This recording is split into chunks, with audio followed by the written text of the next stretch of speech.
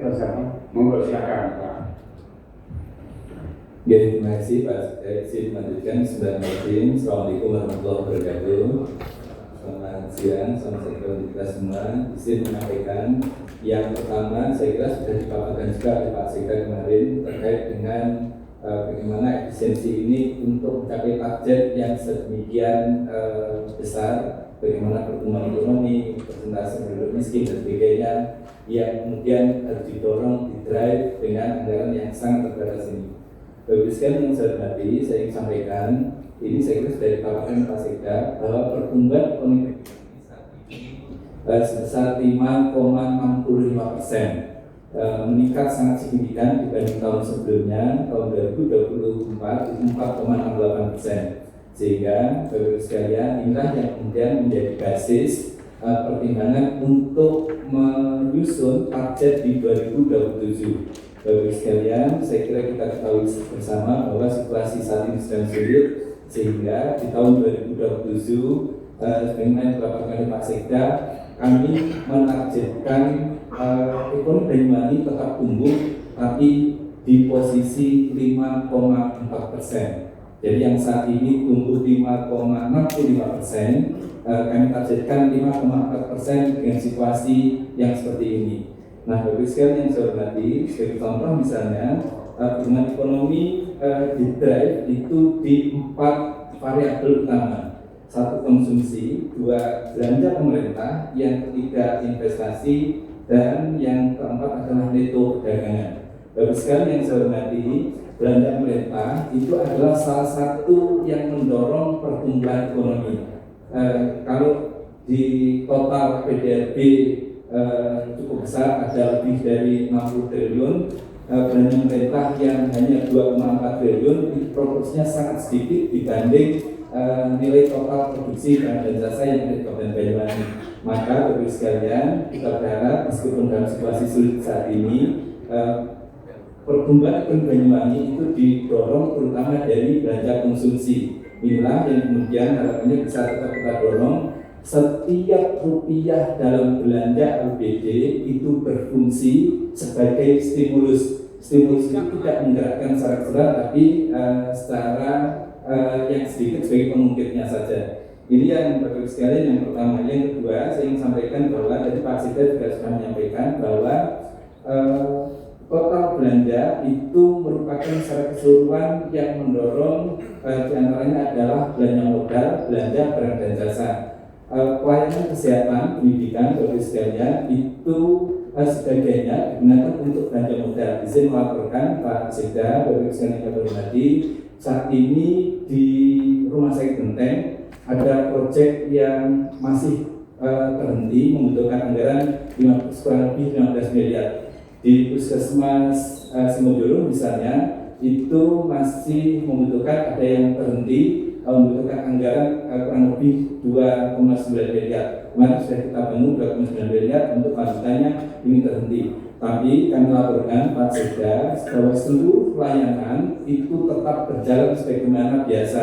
Pelayanan yang ada di Rumah Sakit Genteng, di seluruh Puskesmas Banyuwangi itu terutama di drive dari belanja operasional atau belanja barang dan jasa, sehingga meskipun belanja modalnya kecil, insya Allah pelayanan untuk mendorong pertumbuhan ekonomi, pendidikan, kesehatan masih tetap berjalan sebagaimana mestinya.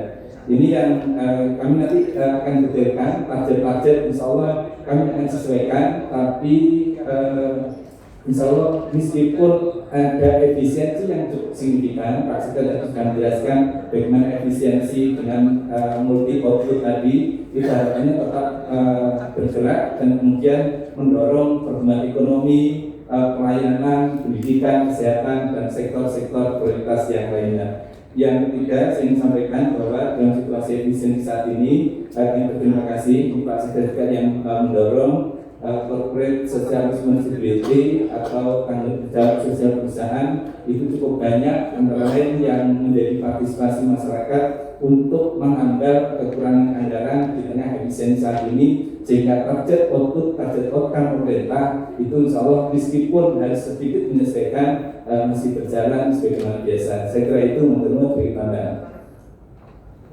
Terima kasih Pak Amir selaku PLT Kepala Bapeda dan menjelaskan terkait dengan Mas Arfi.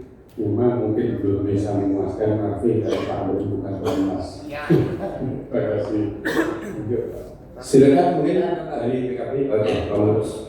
Terima kasih. Saya kemarin tidak mengikuti apa yang ditanyakan oleh saudara saya Pak Raksi, tapi setidaknya barusan sedikit saya menangkap apa yang disampaikan Pak Amir, bagaimana proyeksi APBD kita ini bisa menggerakkan pertumbuhan ekonomi. Setelah saya melihat bahwa dari 2026 di belanja pegawai itu di atas 76%, sementara di proyeksi 2027 di angka 82%. Kemudian belanja modalnya di angka 10%, di 2027 proyeksinya di angka 5,8%. Kalau tadi kita Pak yang tadi menyinggung Undang-Undang Nomor 1 2020 APBD bahwa belanja pegawai maksimal di angka 30%. Kemudian belanja infrastruktur itu sekurang-kurangnya minimal di angka 40%. Ini adalah mandatori undang-undang yang tentu dalam konteks neraca yang hari ini saya baca tidak mencerminkan yang namanya efisiensi. Semakin banyak belanja modal, maka semakin banyak manfaat yang dirasakan oleh masyarakat kita. Semakin banyak belanja modal, maka semakin banyak perputaran uang yang ada di masyarakat. Tapi kenyataan ini berbeda, tidak berbanding lurus dengan semangat yang disebutkan terkait dengan bagaimana mendrive pertumbuhan ekonomi. Tentu kami menilai proyeksi yang di tahun 2027 yang 82% ini bukan ngomong efisiensi Pak. Kenapa? Karena lebih banyak urusan belanja pegawai, lebih banyak urusan belanja belanja operasional dibandingkan dengan belanja modal. Kalau kita sepakat belanja modal itu bisa mendrive pertumbuhan ekonomi, kenapa kemudian angkanya lebih sedikit daripada tahun kemarin? Padahal ngomong efisiensi ternyata operasionalnya lebih tinggi. Karena mindset kita dalam pemerintah kan siklusnya semakin banyak uang yang beredar di tengah masyarakat, maka semakin tinggi angka PDRB kita. Semakin tinggi angka PDRB kita, maka juga semakin akan meningkatkan PAD kita mulai sektor pajak dan seterusnya. Maka proyeksi ini setidaknya saya ingin ada kanalisasi terkait anggaran, porsi-porsi yang memang itu menjadi amanah undang-undang yang harus betul-betul kita terapkan. Tidak hanya sekedar kemudian ya yang penting program terserah, yang seringkali Pak Yayan juga menyampaikan kita mengelola anggaran ini tidak berbasis IKK, indikator kinerja kelihatan, tapi berbasis indikator kinerja utama. Bagaimana benefit dan impact-nya itu manfaatnya jelas. Jadi sekali lagi saya ingin menekankan apa logika rasionalitasnya terkait dengan proyeksi anggaran yang sangat minim di belanja modal. Salah satu contoh kemarin kita urusan dinas pendidikan saja, yang saat itu belanja modalnya hanya di angka 900 juta. Sementara ratusan sekolah yang masih jauh dari angka standar pelayanan minimal. Ini bagaimana mungkin kemudian bisa membangun pendidikan dengan baik sementara fasilitas layanan saja masih belum terpenuhi. Dan itu lagi-lagi peran anggaran yang sangat dibutuhkan. Sehingga kami berharap ada perubahan mindset. Kalau ngomong efisiensi ternyata kok masih lebih tinggi daripada belanja operasional di tahun kemarin. Sementara belanja modalnya sangat rendah. Jadi sama saja kita ini semuanya adalah abdi pelayan masyarakat, majikan kita masyarakat. Ya kalau kemudian mereka hanya dibagi lebih sedikit, tentu ini kan menjadi timpang, Pak. Maka sekali lagi mohon ini bisa menjadi bahan evaluasi kita, dan tentu ya kita tidak hanya sekedar cuap-cuap di sini, tidak hanya sekedar bertanya dijawab selesai, tapi bagaimana peran kita yang di DPR ini yang betul-betul memperdalam, membedah anggaran ini sampai dalam tingkat eksekusi nanti. Saya rasa ini kami terima kasih. Ya, terima kasih Pak Marus. Pak PLT Bapeda, sampai perencanaannya itu nggak tahu direncanakan benar apa enggak, saya nggak tahu. Tapi targetnya begitu tinggi, tapi kenyataannya untuk menuju ke sana itu amburadul anggarannya. kayak belanja modal sampai 5% itu mau dibawa kemana gitu Pak kan. Terus nanti ke depan Pak Yayan, sudah sekarang kita membahas kuat itu seharusnya kita mulai jujur-jujuran lah. Gak mungkin anggota Banggar itu mau menekan ke SPP itu jujur tentang angka. Kalau angkanya ini tidak ada kepastian, kita itu bahas itu sia-sia. Membahas ini anggarannya seperti biasanya KPPS itu kita selalu diam ya. KPPS yang masuk ini ternyata di APBD melonjak bahkan sampai 1 triliun begitu. Jadi yang sisanya itu pembahasannya dengan siapa? Seharusnya ayo kita targetkan ya selisihnya, namanya Pak Sekda harus ambil feeling kita itu kira-kira segini gitu. Jadi kita itu mendekati dalam pembahasan program-program itu gitu. Jadi ketika ini di Bangga kita tidak sia-sia, nanti setelah APBD melonjak tinggi ya kita hanya ngikutin saja gitu. Terus tolong anggaran mengenai belanja itu dikoreksi. Saya minta BP yang ngurusin data pegawai siapa Pak? Kita di KPP siapa? Di KPP ya, saya minta itu ya daftar itu yang sampai 50% 1,2 T untuk belanja pegawai itu ngeri yang dia diamanatkan 30% tapi sampai 50%, apalagi dinas pendidikan.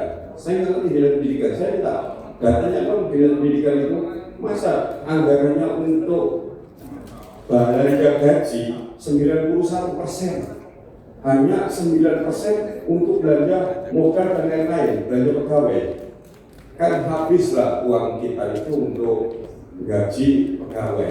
Kalau makanya kita ini pendalaman kalau bisa ya per dinas harus itu belanja kebutuhannya sebenarnya berapa, belanja modalnya berapa, itu lebih mendalam daripada kemudian kita ya setelah bertanya jawab hanya secara normatif ya ada tanya. Oke Pak, itu nanti ketika pembahasan melalui APBD-nya silakan ya RKK semua itu suruh seriusin sehingga kita tahu ya bagaimana sih kita menjalankan katanya Pak Amir uang rupiah dari milik rakyat itu harus ada manfaatnya kan itu kan.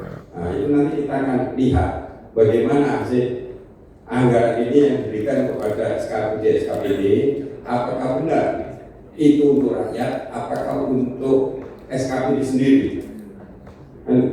Kalau saya sebagai pengusaha ya, pasti ketika kita mengeluarkan, kita memang nggak bisnis, kita nggak melihat kepada rakyatnya, tapi kita harus tahu pengeluaran kita yang dikeluarkan itu bermanfaat untuk rakyat, oke. Nah, untuk rakyat itu pasti harus untuk rakyat. Keuntungannya itu semua kembali kepada rakyat. Dan itu tolong dipikirkan, ya Pak Amir, bagus, saya sudah apresiasi loh. Dengan anggaran kecil tapi targetnya begitu wah gitu kan, melebihi dari APBD yang sekarang. Itu bagus. Ya, sekarang kami dulu nanti itu mau nambahin. Bukan pimpinan, ya. Tidak terlalu panjang. Pertanyaan pendalaman dari Bu C kan sudah menarik. Mungkin bisa dijawab langsung oleh Pak Terima kasih. Iya, tadi kan sudah dijawab, Pak Marus masuk, kan itu sudah dijawab. Busnya itu ada protes, ada jawaban dari Pak Sekda dan Pak Amir, gitu. Gimana ada tanggapan nggak dari PKB selain Pak Marus yang dijawab oleh Sekda pertanyaan kemarin itu ada tanggapan nggak? Apa sudah puas? Silakan PKB. Kalau sudah ya lanjut. Pimpinan masuk pimpinan. Oh ya, tak harus ya. Makanya Pimpinan mau izin pimpinan. Jadi supaya berlangsungnya rapat ini efektif, efisien dan tidak mengurangi kualitas, dikembalikan ke hasil kemarin. Siapa yang kemarin pandangan fraksi yang kita bisa Pak. Kalau ada tambahan-tambahan nanti episode berikutnya personal, mohon izin Pak Marus. Saya sebenarnya ini kan kita kerangkanya bukan kerangka fraksi satu. Kalau sekiranya fraksi ini menyiapkan hal-hal yang urgent berkaitan dengan lembaga, silakan teman-teman menanggapi semua fraksi, tidak ada masalah. Karena kemasannya kelembagaan tidak sekedar memuaskan fraksi saja, tapi ketika ada teman-teman fraksi yang lain tidak sepakat kemudian butuh masukan, silakan disepakati. Gitu Pak. Terima kasih. Ya oke. Jadi sudah diputuskan, jadi kan